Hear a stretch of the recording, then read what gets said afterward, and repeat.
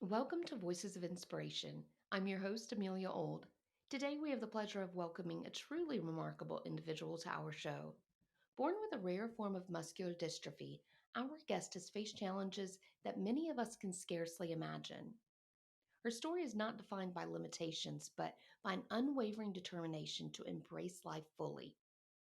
Across 20 countries and 4 continents, including the frosty landscapes of Antarctica, she has explored, experienced, and left her mark.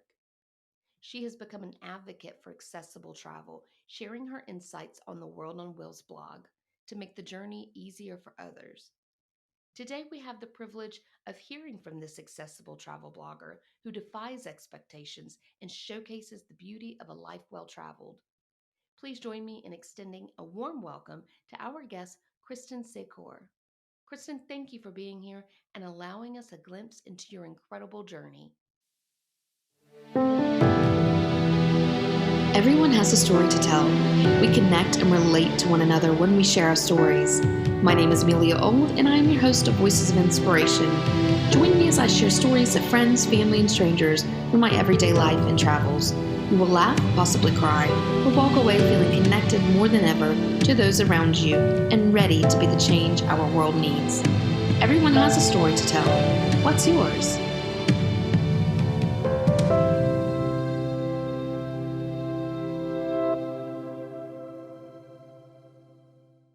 Can you share a little bit about your personal journey before your travel journeys actually began?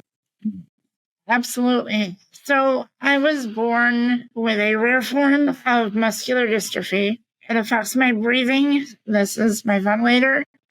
It affects my strength, my mobility, my endurance, and it's a progressive disease. So when I was younger, I was more able-bodied than I am now. And so I've had to kind of adjust to decreased inabilities, and it did affect my confidence. When I grew up in the 80s, and during that time, a lot of people with disabilities were kind of sent away to institutions or to homes, not necessarily living with their families. So it was something I was always aware of, just trying to kind of blend in, try to minimize my disability because I didn't want to be known as the disabled girl. I just wanted to be me. So that was something I was always kind of aware of. And it was something I didn't really embrace until I got older, where I became more comfortable with that identity and really embracing it and embracing that community. Because I thought if I had associated with other people with disabilities, no offense to them, I just didn't want to be lumped in and only seen as for my disability rather than for me as an individual. And how did you develop a love for travel? Where did that come from? So we always traveled on family vacations when I was younger. Growing up, my mom was a single mom. So, we didn't have a lot of money, but we would go visit family in other towns or do something special that we didn't get to normally do. And it was always fun exploring new places. And then as I got older and saved up money, I took my first international trip when I was fresh out of grad school. I had met a friend in grad school who had studied abroad in England. She said, okay, we're graduating. My parents gave me plane tickets. Let's go. And I was like, okay, let's go. And so after that trip, it really made me fall in love with Europe and travel in general, even more so because just seeing, we think we have old things in the United States, and then you go to Europe and you realize we're a drop in the bucket. We're fairly new when it comes to everything. So the buildings, the architecture, the different cultures, I just fell in love with it. Had the travel bug and have been traveling ever since. Now you have a travel blog called World on Wheels. And can you talk a little bit about that? Yeah, so when my disability was progressing, I really wasn't sure, can I travel anymore? What is that going to look like? And I scoured the internet and I didn't really find much information. And so there was this existential crisis of, am I going to get to pursue something that I really loved now that my disabilities worsened. And luckily, my parents took me on a fairly local trip. I live in New York. We went to Maine, somewhere, within a day's drive of home in case something went wrong, but I fell in love with it. We went to Acadia National Park. I loved being out in nature, and the trip made me realize that, yes, I can still travel. It's going to look differently. I'm going to have to plan more. I'm going to have other things I think about, but it's possible. And so when I came to that realization, I realized I want to be that resource for someone else. So if someone else is newly disabled and they're overwhelmed and they still want to travel, but they're not sure how and they don't know where they can go because they don't know what's accessible, I wanted to create a resource that they could find that would give them that encouragement, that confidence, and that information so that they could pursue their own travel dreams. Can you talk about, do you have any particular challenging but rewarding travel experience that you've had? I think when you're traveling with a disability, all travel is challenging. More so than traditional. I mean, travels never goes smoothly for anyone. You're always going to have stuff that pops up, but there's more likely that it's going to pop up when you have extra needs. And so I think just how people define accessibility, I have found really differs across cultures or even within the United States. If I ask, is something wheelchair accessible, they may say yes, if you can do 5 stairs. And I'm like, no, that's not the definition of accessible. So I've learned that you really have to be specific in the questions you ask. It's not just, is it accessible, but are there stairs? Is there a roll-in shower? Is there, I get very specific with what my needs are because everyone's definition of the word accessible changes. And I think that's been one of the challenges, no matter where I travel, is how people define that, how we communicate our needs, people's interpretation of that need and how they answer, and, whether they're just aware of accessibility issues. I think if you've never had to deal with that, you just don't know. It's not like people are trying to intentionally misinform you or intentionally, trying to lead you down the wrong road. They're just not aware of some of the nuances and some of the special considerations that people with mobility problems have or need. So that communication has something that's definitely progressed, but can be challenging. What do you think are some of the biggest misconceptions people have about traveling while being differently abled? I think we make a lot of assumptions, and I found I did this in the beginning as well, of, I'll never be able to go there because it's not accessible, or, just that assuming that we all communicate the same way, that we define words the same way, things like that. I think when you're able to challenge yourself to think outside of the box, you realize that more things are possible, more destinations can be possible. But I think that really involves knowing yourself and what you're comfortable with. So I'm going to give you an example of an upcoming trip I have. I'm going to Peru in March and to Machu Picchu, and that's a place I never would have thought would be accessible for someone in a wheelchair. And it can be if you're comfortable with being lifted or, carried or using a different type of wheelchair. It's a specialized one for the terrain. So things can be accessible, but it depends on what your comfort zone is. So really knowing yourself and then trying not to make those assumptions of what you're going to be able to do, what's possible, what's not possible. Just really look and challenge that of, well, I wonder if this is, let me look it up or let me see what information is out there before I make that assumption or that determination for myself. When you are planning a trip, how do you approach, organizing the trip to ensure that it's accessible for yourself, but also, you have these small group tours that you lead. How do you approach planning and organizing that to make sure that it's accessible for everyone in your group? A lot of planning, a lot of more lead time. I plan at least a year in advance of all my trips so that I have time to do the research. I will email hotels and ask them specific questions. Do you have rooms with a roll-in shower that doesn't have a step? Do you have a shower seat?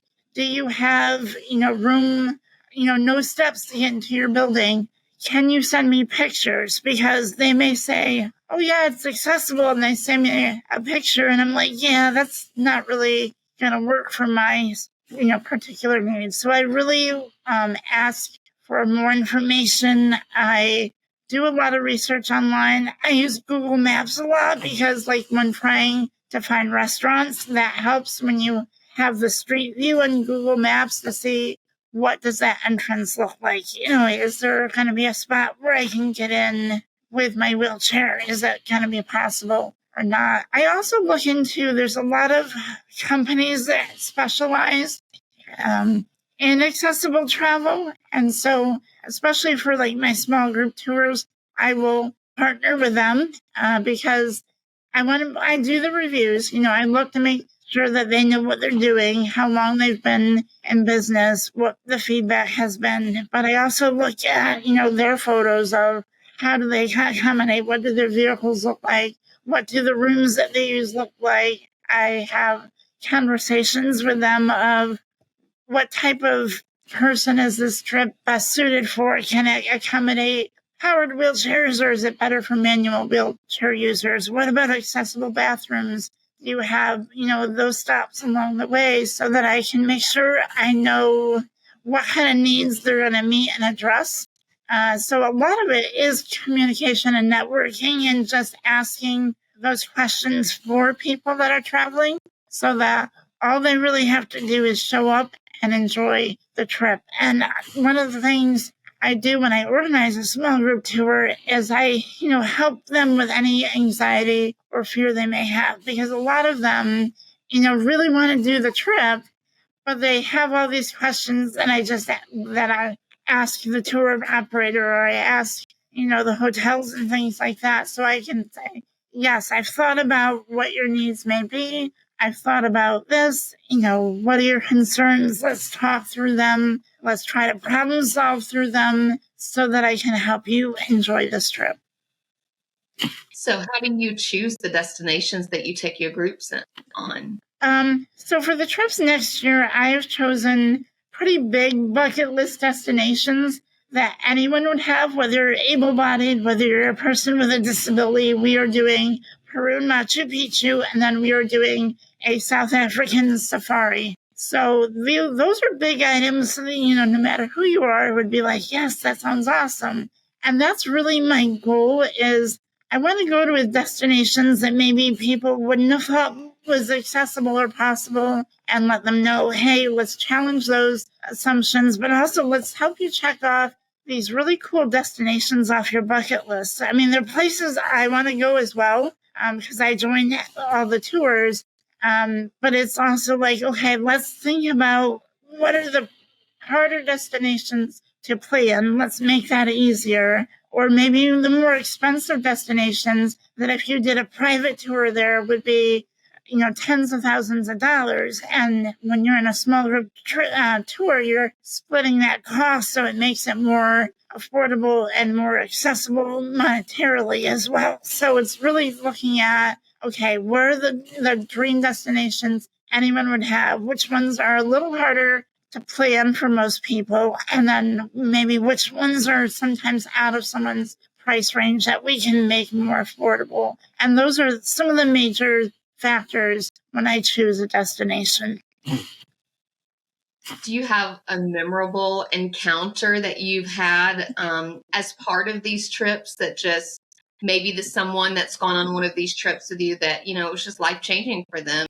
So next year is actually the first year that I'm organizing the small group tours, but I've had an experience more on an individual basis. I wrote a post on affordable destinations for people with mobility problems, and I had a woman emailed me. Her birthday was coming up. She really had always wanted to go to Italy. Didn't think it was going to be possible from an accessibility standpoint, but also didn't think it would ever be in her budget. And so after reading that post, she emailed me and she said, "Oh my goodness, thank you so much. I'm going with my sister. It's going to be a girls' trip, and I never thought I would be able to go. And after reading your post, I found a hotel in my budget, and I just booked a trip to Rome, and I can't wait to go to my dream destination." And that just makes me feel so good that you're helping someone fulfill a dream. The Peru trip next year, I have a woman going with me that majored in archaeology and wanted to see Machu Picchu and never thought she would after she became disabled with mobility problems. And so when she saw I was offering the trip, she jumped on board. She says, "Yes, let's do this. I never thought I could go, and I'm so excited to go with you and to experience this destination that I've always read about in books." Oh, that gave me goosebumps. I love that so much. How do you balance the practical aspects of accessible travel with the desire for adventure and spontaneity? So I really judge my audience. Right now, my audience is anywhere from my age, which I'm 42, to older 50s, 60s. Maybe they've had mobility problems due to a stroke or due to health issues and things like that. So I really look at what are they ready for? What are they prepared for? Because I'm more on the adventurous side, but I know not everyone is. So I look at how can I maybe challenge them a little bit, but also stay within what they feel comfortable doing. So maybe that's from an adventure standpoint of going ziplining or something like that, or maybe it's just trying a destination that they thought was never possible, and they're willing to take that risk, to join me and to say, "Yeah, let's try this out." And I think Africa is a great example of that because depending on who you talk to, that word adventurous can mean a lot of different things for different people. But a safari is somewhat adventurous, right? You're seeing animals in their natural habitat. They're wild, so you don't know what's going to happen. But you're also in the safety of a vehicle. So there's a lot of safety measures in place, but is also allowing them to experience something that's not a part of their everyday life. So I think that's a really good example of, okay, let's look at something adventurous, but still within your comfort zone. We all, go through different levels of frustration or difficulty during travel. When you have those moments, how do you handle that and continue to stay motivated and explore new places, and your advice to others that might face some of those challenges, and how to respond and deal with those? So I think the more informed you are, the better prepared you are to handle those challenges. So if you're in the United States, know the ADA laws, what your rights are when it comes to traveling. So if you show up to a hotel and they said that your room is accessible and you find out it's not, they gave that room away and now you're in a standard room, what can you advocate for and how can they make it right? So I think it's problem solving and knowing what your options are to communicate with them, because unfortunately not everyone in the travel industry knows what they can do to assist you. They may recognize the problem or they may not. That's the other option. But they don't always know, okay, now what do I do? What can I do? I'm not sure how to handle this. So the more you can brainstorm of what your needs are and, okay, like, do you have a sister hotel who has an accessible room? And now you have to put me up at that sister hotel because you could not deliver the type of room I booked. Things like that you are entitled to in the United States. Other countries, it's going to be a total different ball of wax because they may or may not have accessibility laws.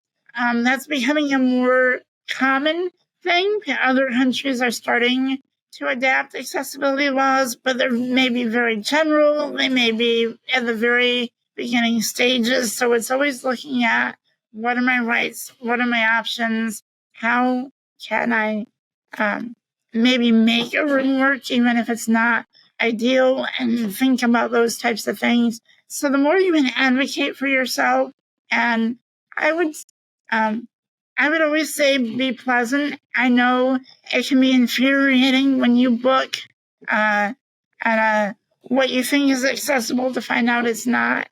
But anger doesn't get you a lot if you take it out on the person there who may have had nothing to do with that situation.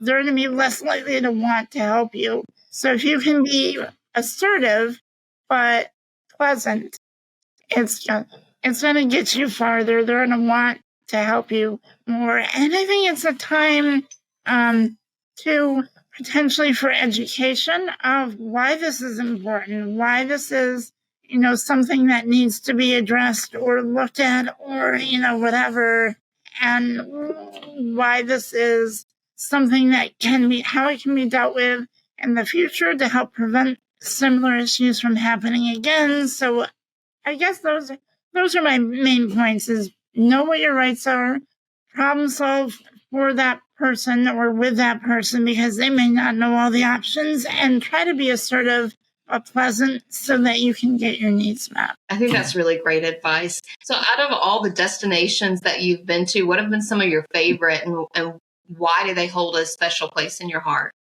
Antarctica was amazing. So I know that's not a destination people would think would be accessible.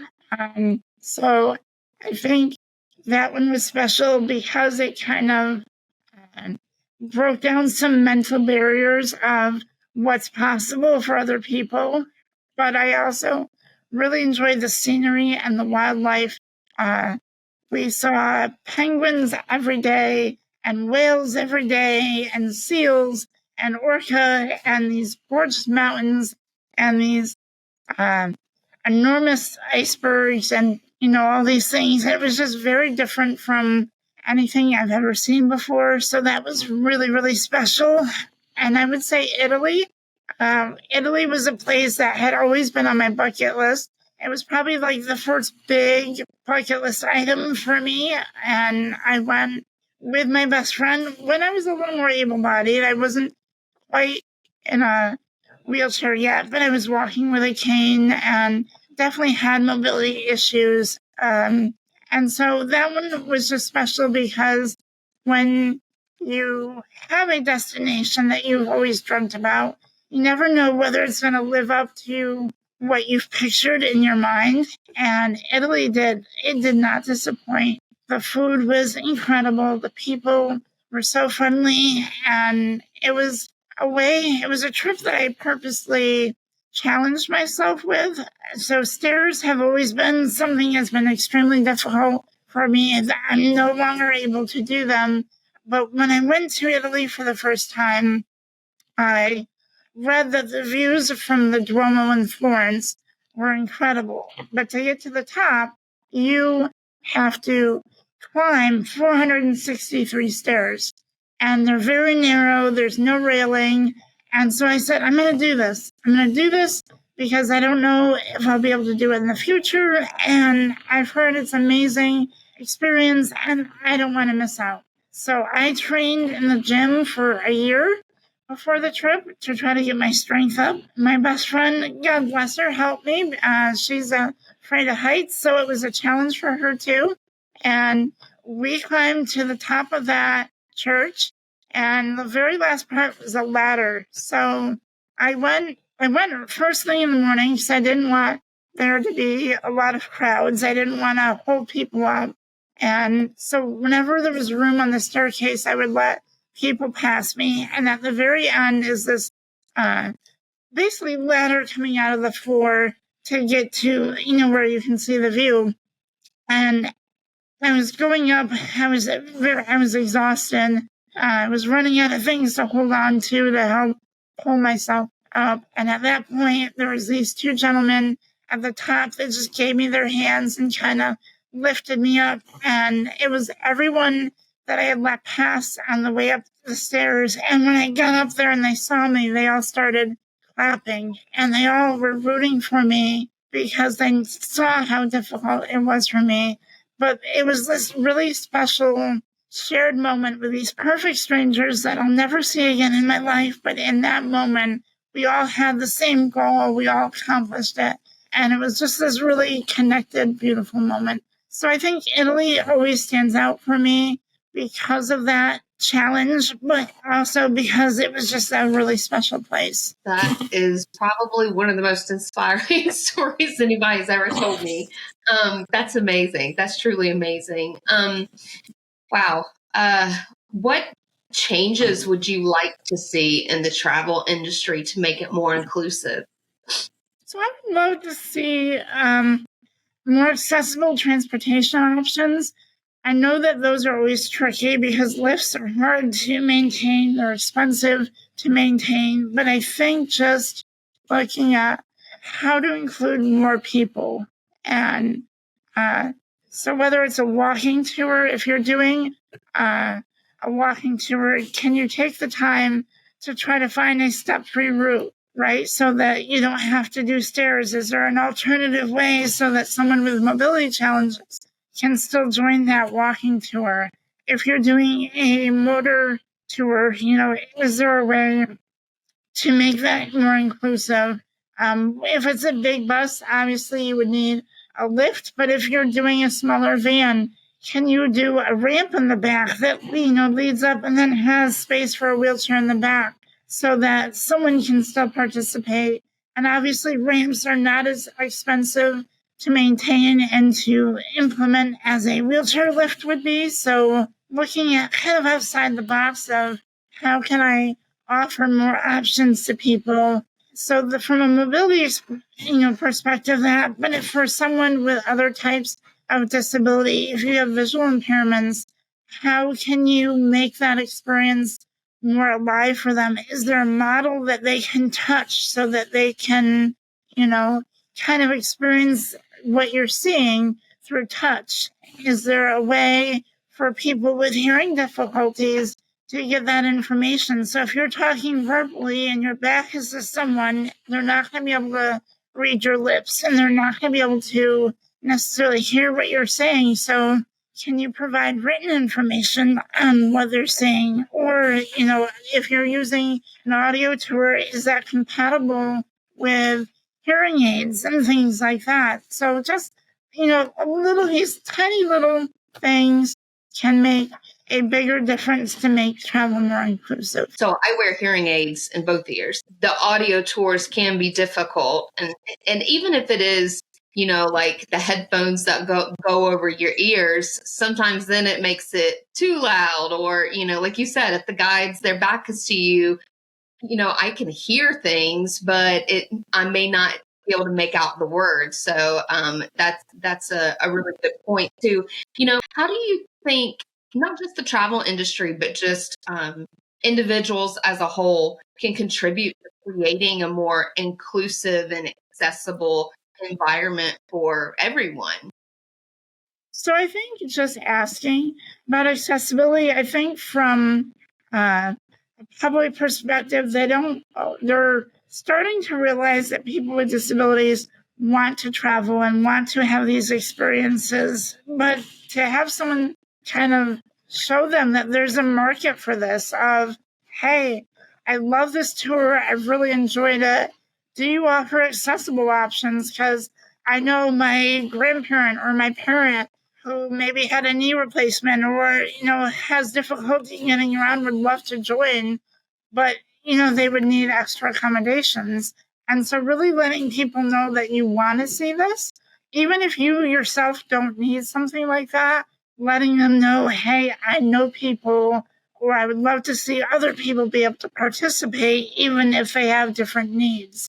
I think just from more of a public everyday standard too, it's little things like not parking in disabled or handicapped parking spaces, or blocking curb cuts. I know in cities, that's a huge issue. If you're in a really busy city like New York City and parking is extremely limited, there are people that'll pull right up against the curb cut so that just to have a spot for, however long. But what that does is it now makes those sidewalks inaccessible for people not only in wheelchairs, but strollers, people who maybe use like a sightseeing cane or things like that. They really rely on those things to give them cues and to make things more accessible. So little things like that can make a huge difference when you're visiting a city or a place, just to allow more access and let people know, hey, this is important. And our listeners find you online? So worldonwheelsblog.com is my accessible travel blog. I'm also on Facebook, World on Wheels, and that's where I'm most active. But I'm also on Instagram at World on Wheels. So find me in those two spaces as well. And I'll make sure to link to your website and your social media channels on the notes of this episode. So I have one last question that I ask everyone that comes on. You have a favorite quote or any words of wisdom that you would like to share? I do, and I'm going to be paraphrasing this, and I can't remember who said the quote, but the quote is, courage is not the absence of fear, it's the realization that something is more important than fear. What travel is for me, there's always going to be things that you can be anxious about, and you can always get in your head of what if this was wrong or what if that, and let that anxiety rule your life.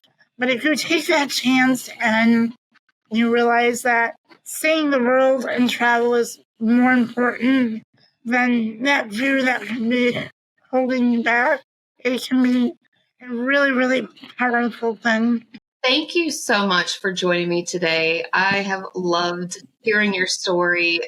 I think you're doing just really incredible things, important things. And I really look forward to seeing all of the photos and videos from your trips next year. I'm sure it's going to be amazing. And I look forward to seeing all of the future things that you do because, like I said, your work is important. And I really appreciate that.